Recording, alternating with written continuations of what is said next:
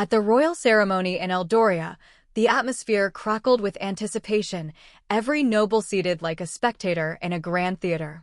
My sister, Lady Amelia, stood radiant and composed, the crown glistening atop her head as the crowd erupted in applause, a chorus that drowned out my own racing heart. I was in the shadows, unseen, while she basked in the glow of her new title. But the moment the crown prince stepped forward, everything shifted. "Today, we celebrate Duchess Amelia, but make no mistake," he declared, his gaze cutting through the crowd to fixate on me.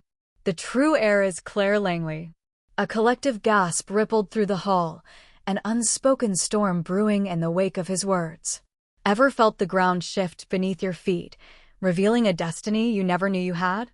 Drop a crown if you've ever felt the pull of an unexpected legacy. At the grand hall of Eldoria's palace, the air was thick with opulence and expectation. Crystal chandeliers cast fractured rainbows over the assembled nobility, while tapestries whispered centuries of tradition. My sister, Amelia, stood beneath the gilded archway, her fingers trembling as the golden circlet settled upon her brow.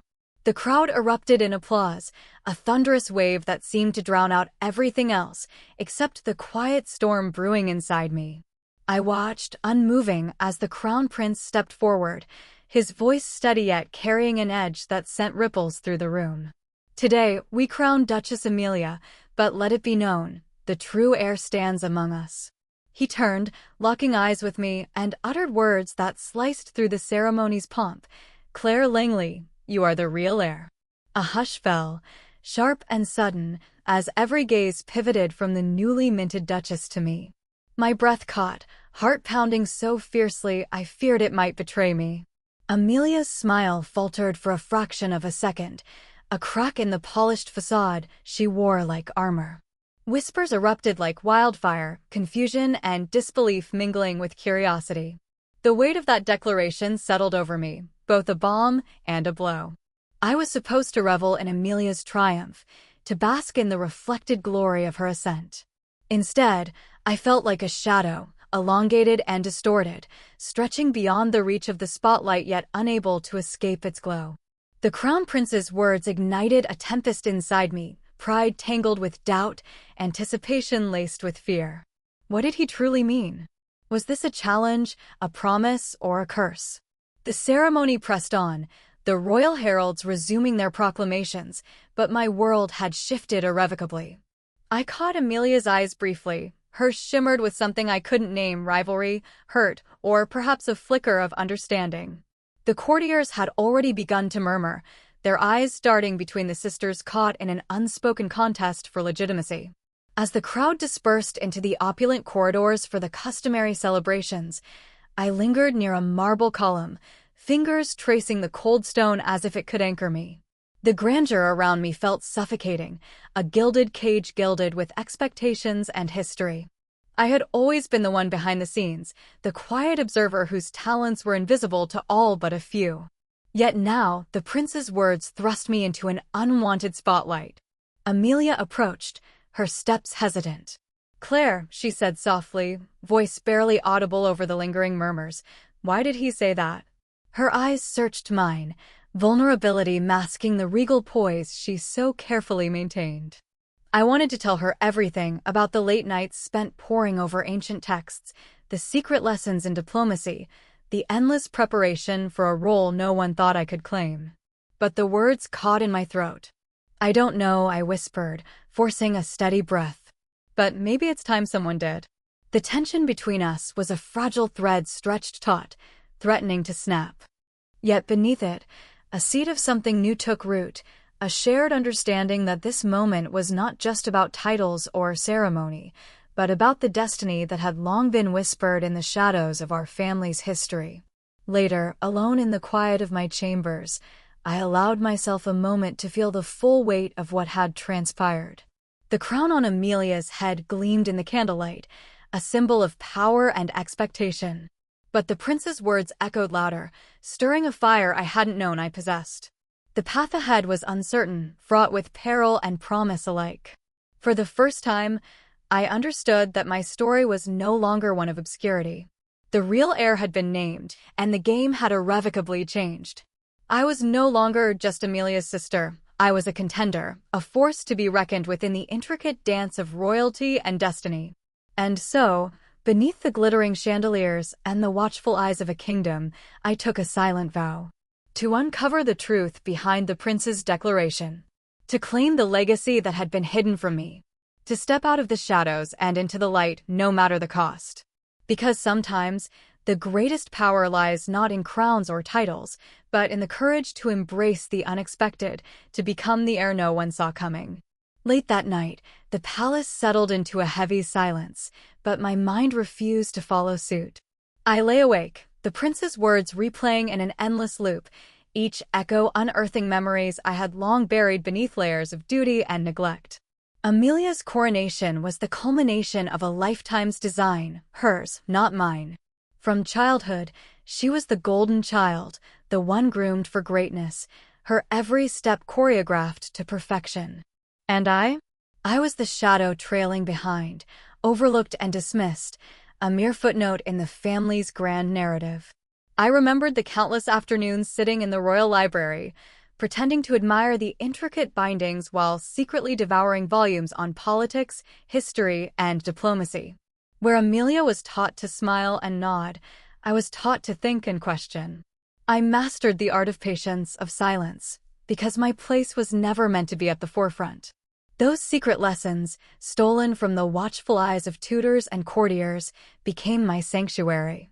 They were a silent rebellion against the role assigned to me, a quiet preparation for a destiny I dared not speak aloud. The contrast between us was stark. Amelia's education was polished and ceremonial, etiquette, languages, the art of public appearances. She was radiant and poised, the embodiment of royalty in its most visible form. I was the unseen strategist, the scholar cloaked in shadows. It was a deliberate choice, one born of necessity rather than preference.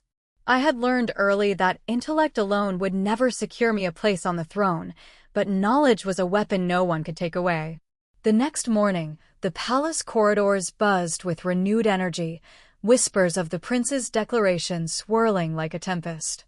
I sought him out, craving answers, clarity, anything to anchor the whirlwind inside me.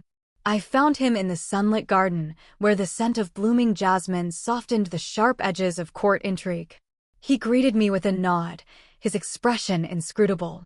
"You asked for the truth," he said quietly, as if weighing each word. "There's more at stake here than you realize." I swallowed hard, steadying my voice. "Why me? Why say I'm the real heir in front of everyone?" He looked away momentarily, eyes tracing the intricate patterns of the stone fountain. "Because you are.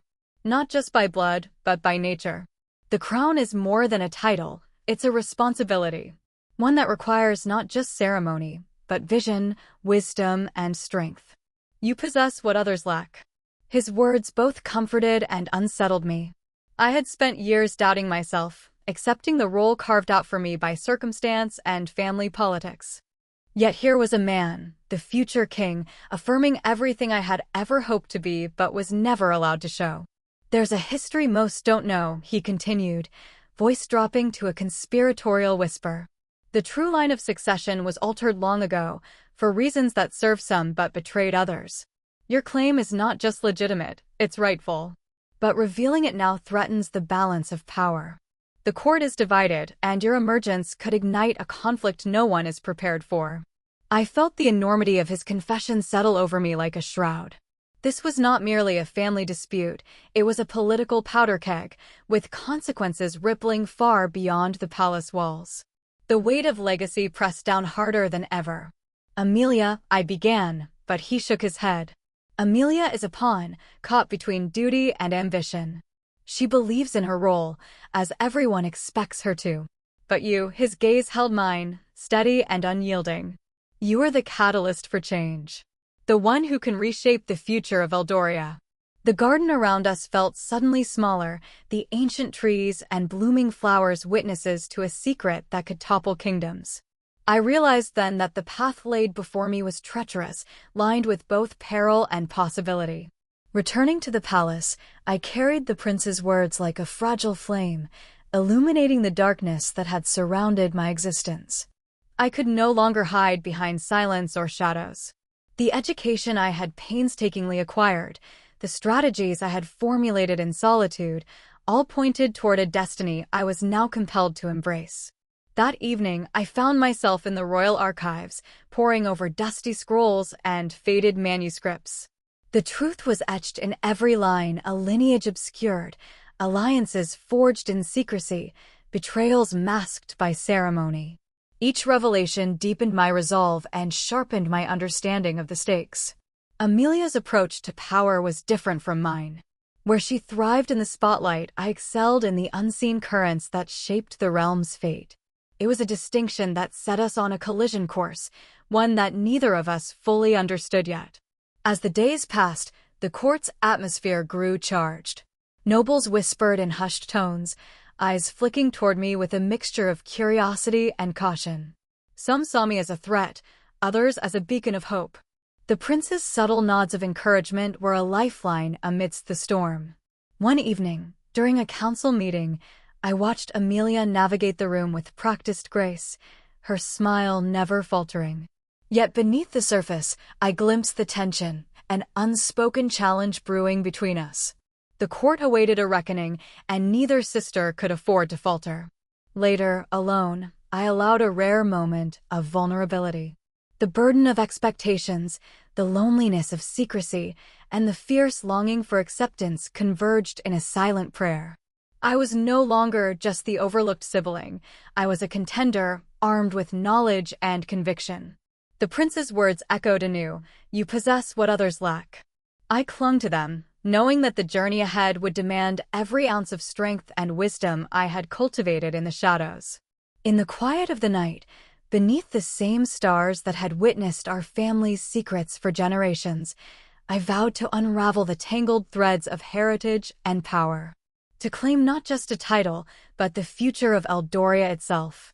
Because in this game of crowns and kingdoms, the greatest weapon was not birthright alone, it was the will to wield it wisely. The royal banquet that evening was a spectacle of grandeur, gold-encrusted silverware gleaming under chandeliers, silk-clad nobles exchanging polite smiles and veiled glances. The air was thick with the scent of roasted pheasant and spiced wine, but beneath the surface, tension simmered like a hidden flame. I sat among the gathered dignitaries, my posture poised, but my mind racing. Tonight, everything would change. The crown prince rose from his seat, the room gradually quieting as all eyes turned toward him. His gaze swept over the assembly before settling on me. The flicker of surprise among the courtiers was palpable. Some masked it with polite smiles, others with thinly veiled suspicion. I felt the weight of their scrutiny press down on me, but I met it head-on. "Ladies and gentlemen," he began, his voice steady and commanding, "tonight we celebrate the crowning of Duchess Amelia, a moment of great significance for our kingdom. Yet, there is another truth we must acknowledge, a truth that has long been whispered in the shadows, but now demands the light." He paused, letting the gravity of his words settle. "Claire Langley is not merely the sister of our new Duchess. She embodies the intellect, the leadership, and the vision necessary to guide Eldoria through the challenges that lie ahead." A ripple of murmurs swept through the hall. Amelia's face, usually so carefully composed, tightened imperceptibly. I caught the subtle narrowing of her eyes, a silent storm brewing beneath her regal exterior. The prince continued, "Claire's education surpasses tradition. Where ceremony teaches grace, Claire's knowledge teaches strategy. Her understanding of diplomacy, history, and governance is unparalleled, and it is time that such qualities be recognized openly." The room shifted, the usual hierarchies momentarily unsettled. Whispers turned to cautious conversations, eyes darting between the two sisters as if weighing their worth. Amelia's lips pressed into a thin line, and for a fleeting moment, I saw a flicker of something raw, resentment, perhaps, or fear. After the prince's speech, the banquet resumed, but the atmosphere had changed irrevocably. The courtiers no longer focused solely on Amelia's title. Instead, they watched me with a newfound curiosity, some with admiration, others with thinly veiled challenge. I was no longer the invisible sister. I was a contender. Amelia approached me later, her voice low but edged with steel. "You've made your presence known," she said, eyes piercing. "But don't mistake this for acceptance. The court respects titles and bloodlines, not whispered praises." I met her gaze evenly. "Perhaps it's time the court respected substance over ceremony." Her laugh was bitter. "You think intellect alone can secure power here? You're naive." "Maybe," I admitted, "but it's a start." The days that followed were a whirlwind of subtle power plays and shifting alliances. Some courtiers gravitated toward me, intrigued by the promise of change. Others doubled down on their loyalty to Amelia, wary of what my emergence meant for the established order. Behind closed doors, the family dynamics fractured further. Our father's silence was deafening, his eyes avoiding mine whenever we crossed paths. Amelia's cold politeness masked a growing wariness. The palace, once a place of shared history, had become a battleground. In private moments, the crown prince and I strategized, his faith in my potential unwavering. "You must be patient," he advised. "Power here is a delicate dance. One misstep, and you'll be cast aside." I nodded, understanding the peril but unwilling to retreat. The realization crystallized. This was not just a challenge between sisters, it was a test of resilience, of vision, and of who would ultimately define Eldoria's future. One evening, during a council meeting, I presented a plan to strengthen alliances with neighboring realms through targeted diplomacy. The room buzzed with debate, some praising the initiative, others questioning its risks. Amelia spoke against it, favoring tradition over innovation. The clash was subtle but unmistakable, a microcosm of the larger struggle unfolding between us. As the meeting adjourned, I caught Amelia's eye. Her expression was unreadable, but beneath it, I sensed respect mingled with rivalry. The court had begun to see us as equals, adversaries shaped by different visions, but bound by the same blood. Later, alone in my chambers, I allowed myself a moment of reflection. The journey from obscurity to prominence was daunting, fraught with uncertainty and sacrifice. Yet, I felt a fierce pride simmering beneath the surface, a quiet certainty that I was stepping into the role I was meant to play. The path ahead was uncharted, the road ahead winding and fraught with shadows. But as I gazed out over the palace gardens, bathed in moonlight, I knew this was only the beginning. The true test of my claim and of my resolve was yet to come. Months later, the palace felt less like a battleground and more like a fragile truce. The sharp edges of our rivalry had softened, replaced by a tentative understanding that neither Amelia nor I could ignore the threads that bound us: family, duty, and the heavy weight of legacy. It was in this uneasy peace that we finally confronted the fissures that had long divided us. The invitation came unexpectedly, a private dinner arranged by our father, a man whose silence had spoken volumes these past months. The grand dining hall was subdued, candles flickering softly as Amelia and I took our seats across from each other. The usual courtly decorum gave way to something rawer, more vulnerable. Our father's eyes, once so distant, now held a flicker of acknowledgement as he addressed us. "I have erred," he began, voice heavy with regret. "In my desire to secure the future, I favored Amelia for her title and presence. I overlooked the strength you, Claire, have carried quietly all these years." His words hung between us, a bridge over the chasm that had grown too wide to ignore. Amelia's gaze shifted to me, a mixture of surprise and something softer, perhaps remorse or relief. I found my voice, steady but sincere. "We have both borne our burdens in different ways. Titles mean little if they divide us." Amelia nodded slowly, the armor she wore thinning just enough to reveal the sister beneath. "I always believed my path was the only way, but I see now that strength comes in many forms." The conversation unfolded like a delicate dance, each of us stepping cautiously toward reconciliation. We shared stories long withheld, fears, frustrations, the loneliness of expectations that had shaped our lives. In those moments, the palace walls seemed less like barriers and more like witnesses to healing. The weeks that followed saw a subtle shift in our relationship.